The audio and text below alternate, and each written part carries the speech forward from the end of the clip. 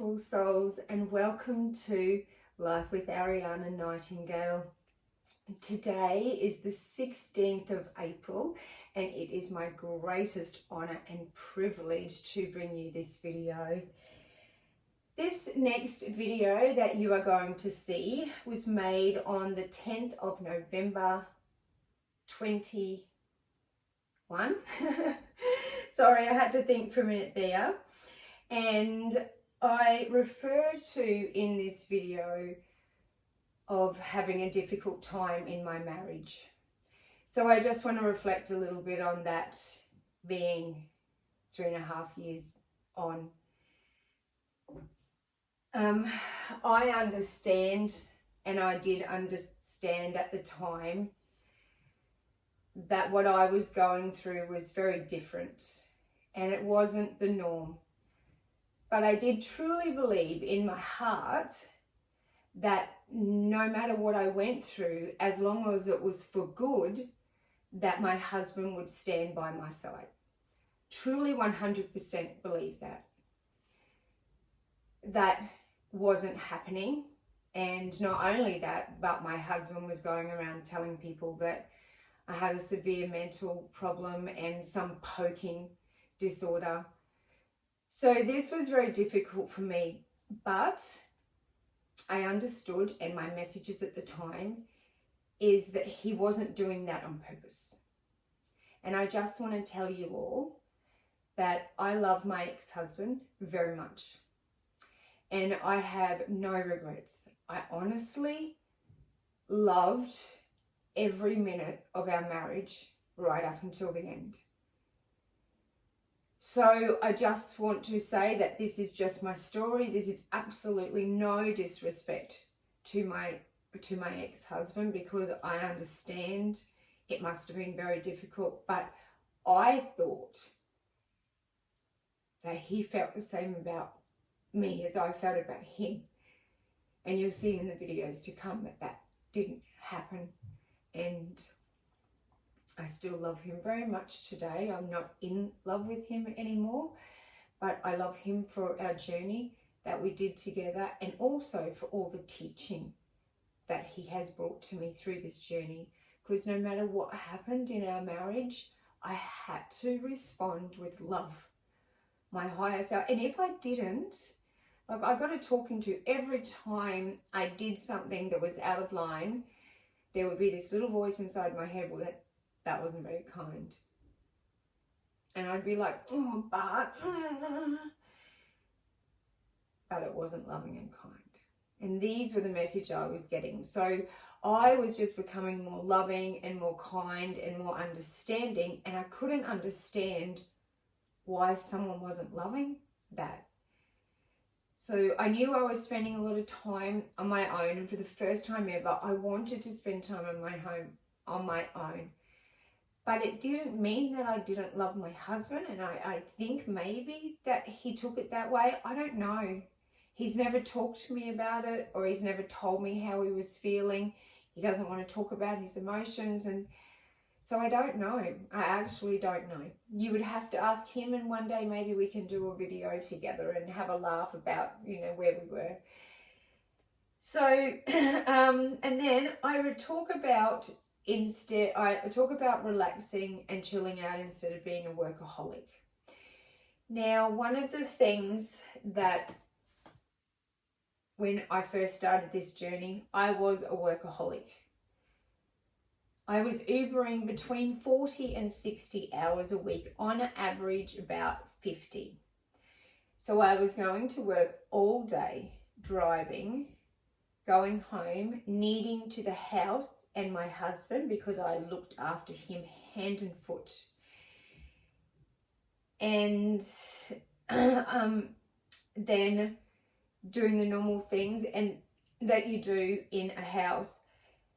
But not once did I ever think about myself or what that may be doing to my health, or maybe that was the reason that I was in so much pain, is, because I had this foot that was going up and down like this all the time, sitting down, that's one muscle being used, and my sciatic nerve at this time was just oh, unbelievably sore. I used to pull over on the side of the road and cry in pain between riders.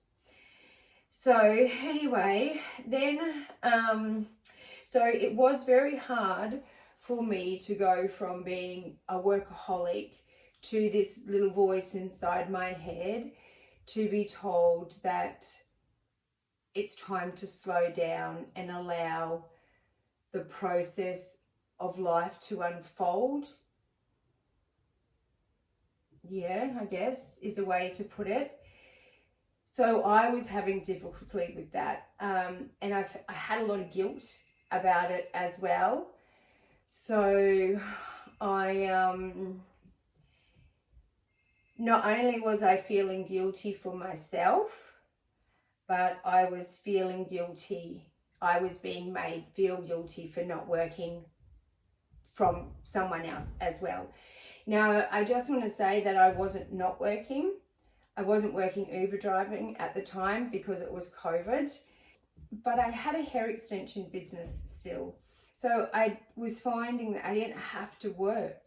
Like, why do I want to go to work and work 50 hours a week when I can make enough to get by and live on and pay the bills only doing this? I didn't want to go back to work. I didn't want to put myself through that. I didn't want to be working 50 hours a week anymore. Like, there was nothing about that that was attractive to me. But I didn't realize that at the time that was going to be one of the issues. I didn't realize, but that was an issue. I wasn't making the same amount of money and contributing the same amount as I was before. And my husband is he likes everything. My ex-husband, my husband at the time, liked everything in boxes, and he liked to plan for the future, and he liked to have money for this and money for that, and so much every week went away into different things. And I had given up all control over the money at this stage. Because every time that I was being yelled at and there was an issue, and one of the issues was my spending. So I didn't want to fight. I didn't want to argue with my husband. I loved him. Then it was something else.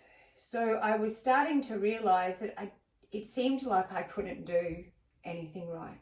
I also talk about in this video a situation that had come about. Now, I just want to let you know now, 3.5 years on, that I have more courage to talk about this, what was going on in my head and the conversation that I was having with whatever you want to call it, your higher self, my guardian, my angels. And these are the voices that I had started to hear a lot more regularly. So this was all very new to me, guys, and I was working my way through it. What are messages? What am I supposed to be listening to? What am I not supposed to be listening to? So when I was on the way, the people that I went to see that morning were my godparents. Now, these are people, when I was growing up, that I wanted them to actually be my parents, because they always seem to just have this, lovely family, which they do. But when I was on my way there, I had this little voice in my head saying, well, don't think this is a good idea. And I was like, no, in my head, I'm like, no, it'll be okay. And they're like, it's not going to be okay. You're not going to get the result that you want to get. So I had this little voice in my head saying, I don't think this is a good idea. And I was like, it's okay. They love me. It's all right. They'll give me a place to stay, for a couple of days. And once they hear my story. But again, this did not work out. One thing that I learned along my journey is to expect the unexpected. So this video that you're going to see now, it is how I was feeling at the time and how it affected me and how the rejection felt. This was all me finding my way through here and coming to the realization that nobody was going to help me that I knew in my life except me. And at this stage, like, I didn't even know what was going to be in store for me. If I had known, I think I would have backed out then. So guys, please enjoy the video, and if you're there still at the end, please like, subscribe, hit the notification bell, and please share. I would be so grateful, so grateful. So no matter where you are in the world, I send all my love from me to you. Namaste. Hello, you beautiful souls. I today am bringing you my random healing video from home. It is the 10th of November. I want to bring you this video today because something's happened to me this morning that has still got me in a little bit of shock, but certainly made me realize that I'm on the leading edge of something very new.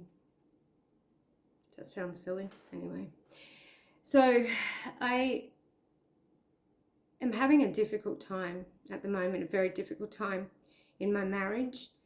It's been a lot of adjusting for my husband and I. This is for sure. I've gone from being a workaholic to somebody who just wants to sort of sit in peace and allow things to come to me, which sort of sounds silly, but I have to say that it's working. The more I relax and the more I chill out and the more I believe in myself, the easier life is becoming. No, the rashes are going, the face is looking better. I am getting as many massages as I can. I'm spending a lot of time in the chair, so I'm very excited about that. So I was looking for somewhere to just rest my head for a couple of nights, to get out, to get some space so we could both breathe. And I went to see someone who's been in my life forever and poured my heart out to them. And after I poured my heart out to them, they turned around and asked me if I was vaccinated. I was shocked. I was actually shocked. Got up and left. So I think it's just best if I leave. I'm not going to sit there and defend myself or my spiritual journey or where I'm going to anybody. It's really funny. So I left and I broke down on the side of the road in shock, I think.